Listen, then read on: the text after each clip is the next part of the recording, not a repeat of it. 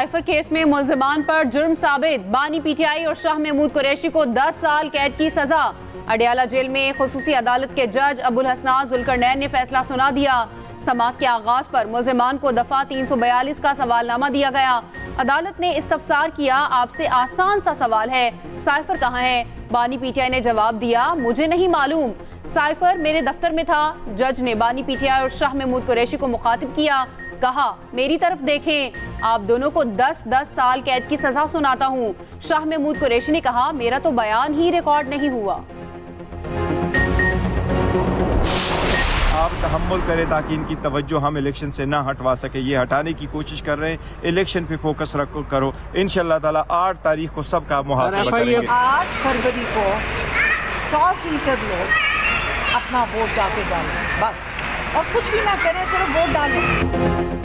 Cipher case में सजा, PTI का इस्लामाबाद हाई कोर्ट से रुजू करने का ऐलान।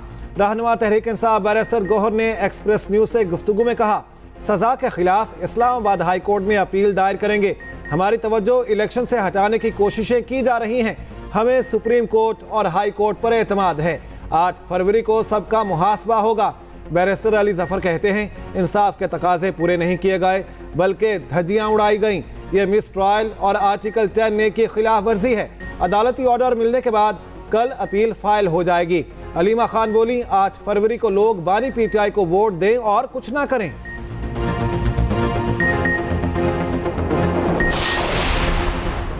लीगी रहनुमा राना सनाउल्लाह ने सजा कानूनी तरीक़ेकार के मुताबिक करार दे दी। कहा, क्लासिफाइड डॉक्यूमेंट का मवाद तब्दील करके सियासी मफाद के लिए इस्तेमाल किया गया। फैसले पर किसी को एतराज है तो अपील दायर की जा सकती है। जावेद लतीफ ने कहा, बानी पीटीआई को कानून के मुताबिक सजा हुई। पीटीआई की मौजूदा लीडरशिप पार्टी पर कब्जा चाहती है।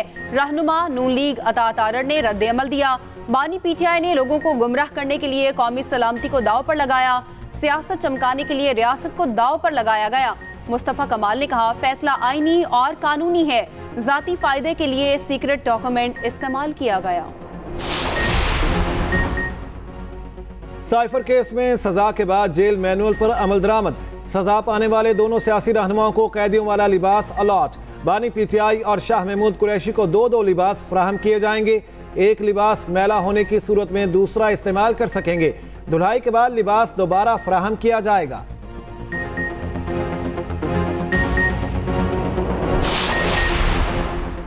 मनी लॉन्ड्रिंग और करप्शन केस में अहम पेशरफ्त, मोनी सलाही के खिलाफ घेरा मजीद तंग होने लगा। FIA ने इंटरपोल के जरिए रेड वारंट जारी करवाने के लिए मरासला भिजवा दिया और मोनी सलाही को इश्तिहारी करार देकर दायमी वारंट जारी कर चुके। मोनी सलाही मुतादिद मरतबा अदालत और FIA के नोटिस को पसे पुश्त डालते रहे।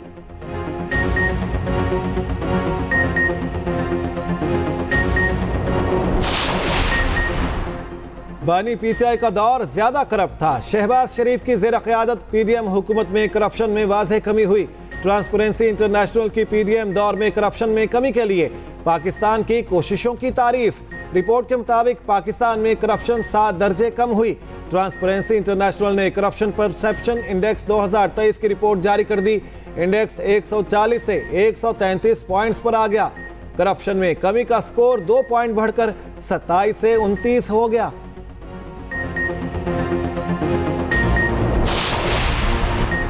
सुप्रीम कोर्ट में सहाफियों को हिरासत करने से मुताल्लिक केस की समाअत अटॉर्नी जनरल ने नोटिस पर कार्रवाई इंतखाबात तक मौखर करने की यकीनी करवा दी। केस की समाअत मार्च के पहले हफ्ते तक मुलतवी। चीफ जस्टिस ने रिमार्क्स दिए, वो कौन पुरस्रार है जो मुल्क चला रहा है, हमें तनकीद से फर्क नहीं पड़ता, आइन और कानून के मुताबिक चलते हैं। अदालत सिर्फ स्टेक होल्डर्स को एक साथ बैठने की दरख्वास्त कर सकती है, जो कहना है लिख कर दें, जुबानी बात नहीं सुनेंगे। अदालत ने सहाफी पर हमले की तहकीकाती रिपोर्ट मांग ली।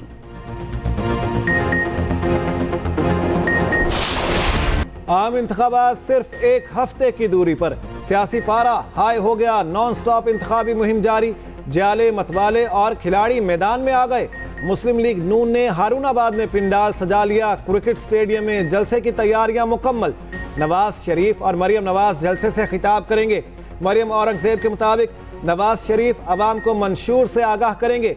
पीपल्स पार्टी का डेरा इस्माइल खान में पावर शो, पिंडाल सज गया। पार्टी परचमों की बहार आ गई। चेयरमैन PP बिलावल भुट्टो कारकुनों का लहू गरमाएंगे। तीर के निशान के लिए कहोटा में भी जलसा। साबिक सदर आसिफ अली जरदारी खिताब करेंगे। आसिफा भुट्टो जरदारी ने सिंध का इंतखाबी महाज संभाल लिया। पीपी रहनुमा बदीन में रैली से खिताब करेंगी। तख्ते लाहौर का इंतखाबी दंगल, शहबाज शरीफ ने कमर कस ली। साबिक वजीर आजम शहर के मुख्तलिफ हलकों का दौरा करेंगे। NA 127 और PP 172 में खिताब करेंगे।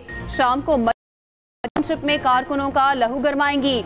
मुस्लिम कॉन्फ्रेंस जनरल इंतखाबात में नून लीगी उम्मीदवारों को सपोर्ट करेंगे। शहबाज शरीफ ने कहा, मसला कश्मीर कश्मीरियों के हक खुद इरादियत के मुताबिक हल कराएंगे। इत्तेहाद से मसला कश्मीर के लिए तवाना आवाज आलमी फोरम पर जाएगी।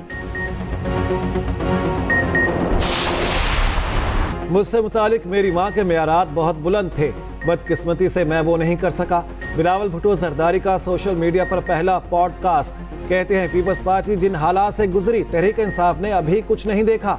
मैं बदतरीन दुश्मन के लिए भी नहीं चाहूँगा कि उन हालात से गुजरे। हम जिस शाख पर बैठे हैं उसी को काट रहे हैं। पाकिस्तान में तब्दीलियाँ लाना होंगी। मजीद कहा, लेकिन 2024 में भी इत्तेफाक राय नहीं। सिविलियन बालादस्ती के लिए रूल्स ऑफ द गेम्स तय करना होंगे। सियासतदानों ने रूल्स तय कर लिए तो वो भी अपने दायरे में रहेंगे, क्योंकि 2024 में ये चलना मुश्किल है।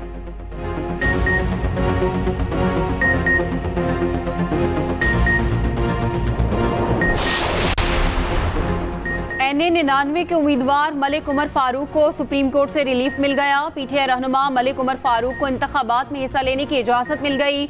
सुप्रीम कोर्ट ने हाई कोर्ट का फैसला कलअदम करार दे दिया। जस्टिस मुनीब अख्तर की सरबराही में 3 रुकनी बेंच ने समाअत की। उम्मीदवार ने NA 99 और PP 107 से कागजात जमा कराए।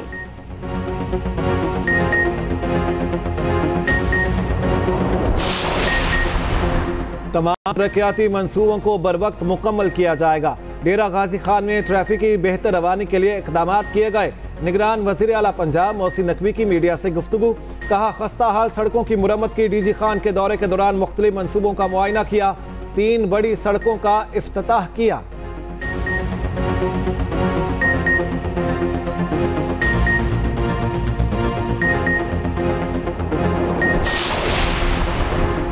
PP इस्तेहसाल का खात्मा और मसावात चाहती है। हमारी जिद्दोजहद और कुर्बानियां ढकी छुपी नहीं। रहनुमा पीपल्स पार्टी ताज हैदर की न्यूज कॉन्फ्रेंस। कहा, दूसरी जमातें हमें देखकर इलेक्शन सरगर्मियां कर रही हैं।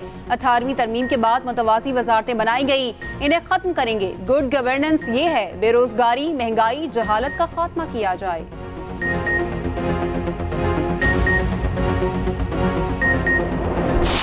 आप तालीमी नस्लकुशी कर रहे हैं। आप इस शहर के नौजवानों की उमंगों की नस्लकुशी कर रहे हैं, और यह काम पीपल्स पार्टी ने किया और केयर टेकर गवर्नमेंट ने इसको बरकरार रखा। मैं पूछना चाहता हूं, बिलावल, आप पूरी दुनिया को बता रहे हैं, आप पंजाब में जाकर तकरीरें कर रहे हैं, मुझे बताओ, तुमने ये कराची में जो ज्यादती की है बच्चों और बच्चियों के साथ, कम से कम तुम इतना ही कह देते कि ये केयर टेकर गवर्नमेंट में हुआ है, कोई बयान तो देते। कराची वालों को खौफ के बुत तोड़ना होंगे। हाफिज नईमुर रहमान की न्यूज कॉन्फ्रेंस। बिलावल भुट्टो पंजाब में जाकर तकरीरें कर रहे। कराची में बच्चे और बच्चियों के साथ जो ज्यादतियां हुई उस पर एक लफ्ज कह देते। वडेरा सोच कल भी वही थी और आज भी वही है। सिंध के अवाम इनके खिलाफ निकलें और इन्हें दीवार में चुनवा दें।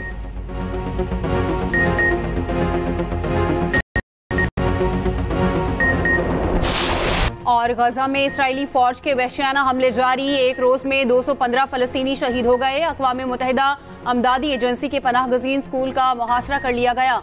गोलाबारी और फायरिंग से 10 फलस्तीनी शहीद कर दिए। शोहदा की मजमूई तादाद 26,637 तक जा पहुंची। अल अमल अस्पताल का मुहासरा 8वें रोज भी जारी। इसराइली फौज की फलस्तीनी मज़ाहमतकारों से शदीद लड़ाई। काबिज फौज की मगरबी किनारे में भी फायरिंग। आंसू गैस की शेलिंग से मजीद 5 फलस्तीनी शहीद हो गए। दर्जनों 69 शहरियों को गिरफ्तार कर लिया गया। जनीन में इसराइली एहलकार डॉक्टर्स के लिबास में अस्पताल में दाखिल। 3 फलस्तीनियों को फायरिंग करके शहीद कर दिया। काबिज फौज के अस्पताल दाखिल होने की CCTV फुटेज सामने आ गई।